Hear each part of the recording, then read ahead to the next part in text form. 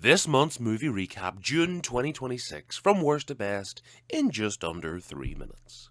Starting with the movie I got the least out of this month, Supergirl, one of the biggest releases, the next in the DCU, and sadly what feels like 2 steps back, rather than a step forward after Superman the previous year. Then it was Scary Movie 6. The previous Scary Movies weren't really that great, but had their moments. This also is a movie that has its moments, but not consistently enough to be that enjoyable from start to finish. Then into movies of a bit higher quality, Masters of the Universe, a movie that I went into not expecting too much, but a movie that was fun enough and had enjoyable moments pretty consistently to the point where it isn't the best movie by any means, but it's pretty harmless and overall it is enjoyable. Then after that, Jackass Best and Last. And honestly, it's probably just as good as the rest of them. They're all chaotic, lunacy, people with bad decision making, but overall, is it a fun watch? It is for me. And then a very different kind of fun watch, Hoppers, a movie that, Disney Pixar, you know what you're going to get. Emotion, fun, charming. This has it.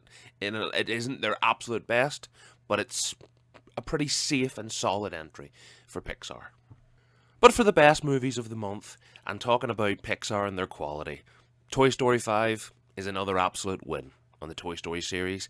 A different route, of course, to focus on technology, but does it in a very effective way. The emotional moments hit, the comedic moments hit, and for me, it's a franchise that's been with me all my life, and probably is the case for so many people, and I really, really got a lot out of this. And for my favourite film of June, probably the film that was the most Marmite of the bunch. People either loved it or really didn't get much out of it. For me, Disclosure Day takes a little bit of time to get going, yes, but by that payoff, by that second and third act, Disclosure Day, for me, was one of the better sci-fi films of the last few years.